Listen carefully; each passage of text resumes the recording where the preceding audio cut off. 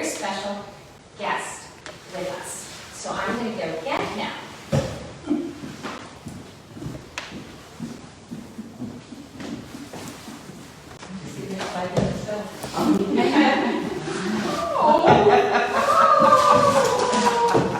Look who is with us today.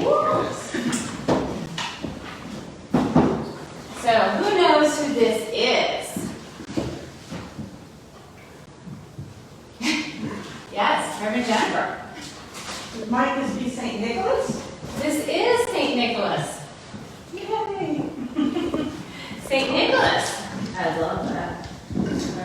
You might want to remove your mask so everyone can see you. St. Good morning. Good morning. Great being here. St. Nicholas, I'm so glad you could join us today. Many people in the United States know about Santa Claus and how he lives at the North Pole and how he drives his sleigh on Christmas Eve to give children toys all over the world. But many people do not know about Santa's predecessor, you, and your story, how you lived your faith in Jesus by using your entire inheritance to help the needy, the sick, and the suffering. Can you tell us a little about your childhood and how you came to be such a giving and loving person? Sure. When I was first asked if I would do this today, I was thinking back and when I was born in the 3rd century. And there's a lot of time that is between then and now. And my mind gets a little foggy and I can't remember everything. So if you forgive me, I have notes that I'm going to refer to make sure that everything is accurate in the life of St. Nicholas. So, yes, I was born in the 3rd century. I was born into a very wealthy family in Patara in Asia Minor, which at that time was Greek, and now it's the southern coast of Turkey. My parents were devout Christians, but tragically they died when I was very young. However, I remember their teachings and was raised by my uncle, an abbot. So I grew up wanting to follow Jesus' example to serve and to help others, always putting their needs before my own. Yeah, I've heard many of your tales of generous deeds, and I want to ask you more about those in a few minutes. But I heard a really interesting story about how you became bishop, how you were first named bishop. Can you tell us that story? That's an unusual story, how I became bishop. After the former bishop of Myra's death, several of the bishops came together, as was the custom to choose the next bishop of Myra. The wisest bishop heard a voice in the night telling him to watch the doors of the church the next morning at Matins, the first prayer service of the day. The wise bishop told the others that the first person to enter, named Nicholas, was going to be the new bishop. So he counseled them to be at prayer while he waited at the door. When the hour came, I was the first young man to arrive. When the bishop asked me my name, I said, "I am Nicholas." He responded, "Nicholas, servant and friend of God, for your holiness you shall be bishop of this place." They brought me into the church, put me in one of the bishop seats, where I was to be consecrated the new bishop of Myra. Wow, you must have been quite excited, but also maybe intimidated by such authority and responsibility being given to you at such a young age. Who I certainly was intimidated, but I knew God had placed me where He wanted me to be, and I relied upon Him for His guidance. Shortly after I became bishop, Myra experienced a terrible famine. Crops had failed, people were hungry. I learned that the ship bound for Alexandria with cargoes of wheat had anchored in the harbor. So I begged the sailors to take measure of grain from each ship so the people would have food. The sailors refused. As the wheat was already measured out, they knew exactly how much was in the ships, and every bit had to be delivered to Alexandria. But I insisted, saying, "Share some of the ship's cargo of wheat with the hungry people of Myra, and I promise, in truth of God, that the grain shall not be lessened or diminished when you arrive at your destination of Alexandria." So the sailors took the measure from each of the ship, gave it to me for the people of Myra, and continued on the way to Alexandria. When the wheat was unloaded in Alexandria, the full amount was accounted for. Thanks be to God. Throughout the famine, people came to me for wheat, and from what I had been given from the ship's cargo, I was able to give to those in need for 2 years, that the famine lasted, with enough remaining to plant new crops. Wow, that is an incredible story. God certainly remained faithful in your time of need. And you have always had a special connection to sailors, haven't you? As a matter of fact, I have. When I was young, I made a pilgrimage to the Holy Land. Returning by sea, a mighty storm threatened to wreck our ship. But remembering how Christ calmed the waves for his frightened disciples, I remained calm as I prayed to him to do the same for us. The terrified sailors were amazed when the wind and the waves suddenly calmed, sparing us all. This may be one reason I am known as the patron of sailors and voyagers. Yes, and you're also known as the defender of children. In fact, one of the most well-known stories showing how you're a protector of children takes place long after your death. The townspeople of Myra were celebrating you on the eve of your feast day when a band of pirates came into the district, and they stole treasures from the church to take away as booty. As they were leaving town, they snatched a young boy named Basilios, and the pirates sold Basilios as a slave, and he became servant of a king in a faraway land. Basilios' parents were, of course, devastated, and they were filled with grief. And at the next St. Nicholas's feast day, as that approached, Basilius' mother wouldn't join in the festivity, as it was now a day of tragedy for her, but however, she was persuaded to keep the simple servants at home, and with quiet prayers for Basilius' safekeeping. Meanwhile, as Basilius was performing his duties for the king, suddenly St. Nicholas, you appeared before him, appeared to this terrified boy, and blessed him, and picked him up and set him down at home, back in Myra. So I can't imagine the joy and wonderment of Basilius' parents and how they felt when he was amazingly placed before them. Yes, their joy was only matched by mine. I continued to praise God for what he does through me. He had even found a use for my tomb. A liquid was formed at my tomb, which people began to call wine, and it became known for its healing properties.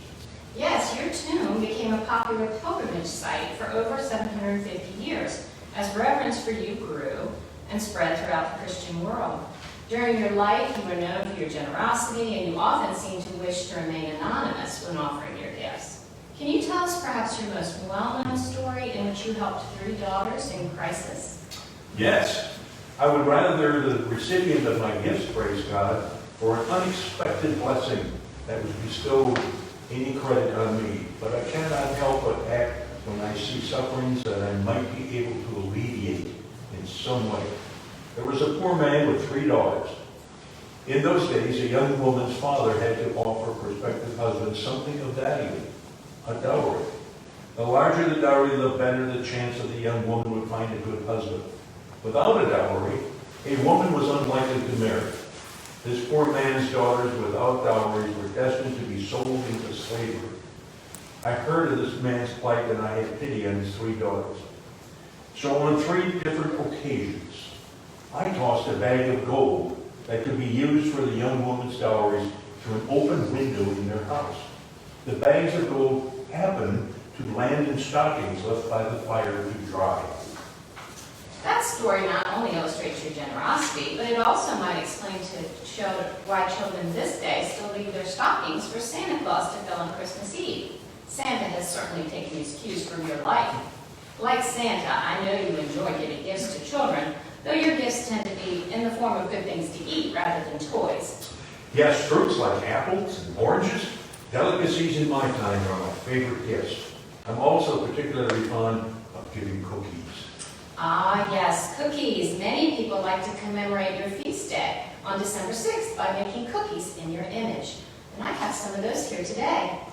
In fact, there is a famous legend about a stingy baker and how he learns to become more giving and generous like yourself. I wonder if you could share that story with us. I would be happy to share that story. In fact, a beautiful book has been created from that legend, The Baker's Dozen. And I would love to read it to you, and then after I'm through, you can enjoy some cookies that have been brought here for you to share.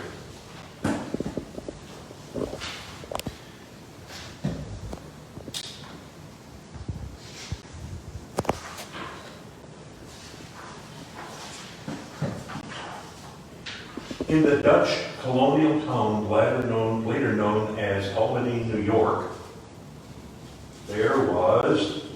there lived a baker by the name of Van Amsterdam, who was as honest as he could be. Each morning he checked and balanced his scales, and he took great care to give his customers exactly what they paid for, not more and not less. And here he is checking his scales.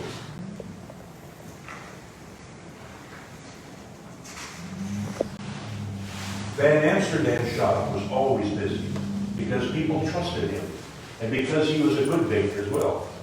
And never was the shop busier than the days before December 6th, when the Dutch celebrated St. Nicholas Day. At that time of the year, people flocked to the baker's shop to buy his fine St. Nicholas cookies. Made of gingerbread, iced in red and white, they looked just like St. Nicholas as the Dutch knew him. Tall and thin, with a high red bishop cap, and a long red bishop cloak. And here are the people gathering at the shop. One St. Nicholas Day morning, the baker was just ready for business when the door of his shop flew open. In walked an old woman, wrapped in a long black shawl. "I have come for a dozen of your St. Nicholas cookies." Taking a tray, Van Amsterdam counted out 12 cookies. He started to wrap them, but the woman reached out and stopped him. "I asked for a dozen. You have given me only 12. "Madam," said the baker, "everyone knows that a dozen is 12. But I say a dozen is 13, said the woman. "Give me one more." Van Amsterdam was not a man to bear foolishness. "Madam, my customers get exactly what they pay for, not more and not less." "Then you may keep your cookies." The woman turned to go, but stopped at the door.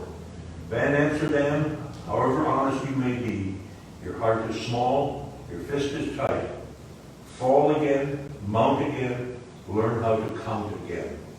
And then she was gone. She's admonishing him. From that day, everything went wrong in Van Amsterdam's bakery. His bread rose too high, or not at all. His pies were sour or too sweet. His cakes crumbled or were chewy. His cookies were burnt or doughy. His customers soon noticed a difference, and before long, most of them were going to other bakers. "That old woman has bewitched me," said the baker to himself. "Is this how my honesty is rewarded?" And a year passed. The baker grew poorer and poorer. Since he sold little, he baked little, and his shelves were nearly bare. His last few customers slipped away. Finally, on the day before St. Nicholas Day, not one customer came to his shop. At day's end, the baker sat alone, staring at his unsold St. Nicholas cookies. "I wish St. Nicholas could help me now," he said. Then he closed his shop and sadly went to bed.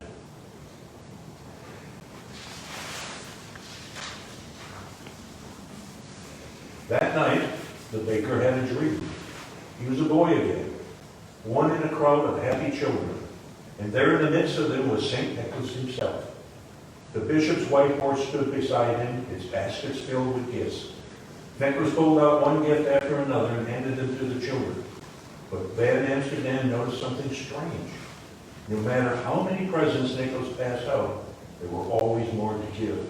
In fact, the more he took from the basket, the more they seemed to hold. Then Nicholas handed a gift to Van Amsterdam. It was one of the baker's own St. Nicholas cookies. Van Amsterdam looked up to thank him, but it was no longer St. Nicholas standing there. Smiling down at him was the old woman with the long black shawl.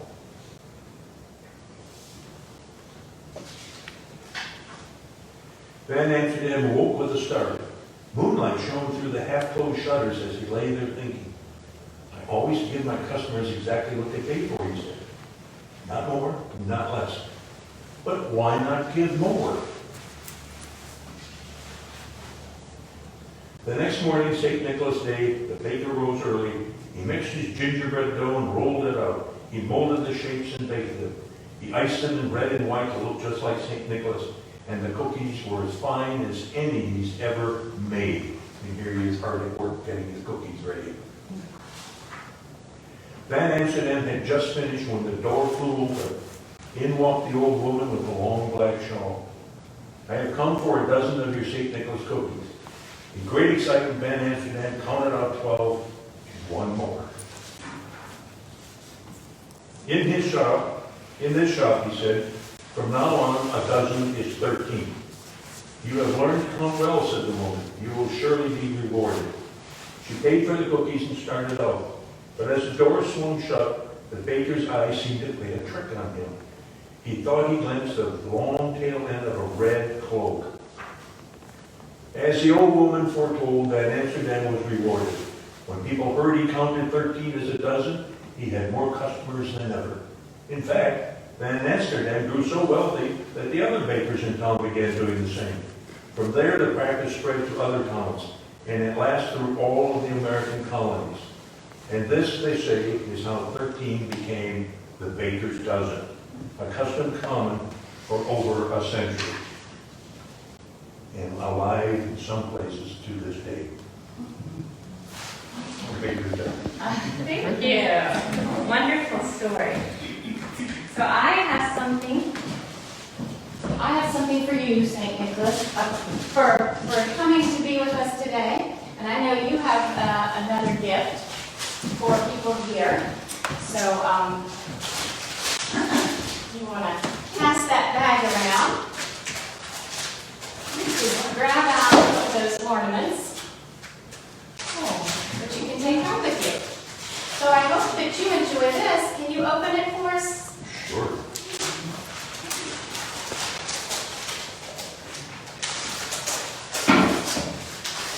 Thank you. No, yeah, we did not take it.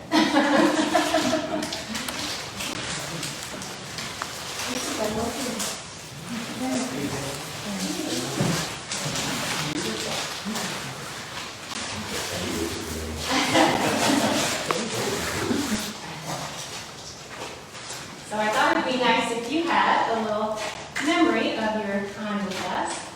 And this is an ornament for your tree. Wow. Yay. Oh, thank you. You're welcome. Thank you. Thank you so much for joining us today.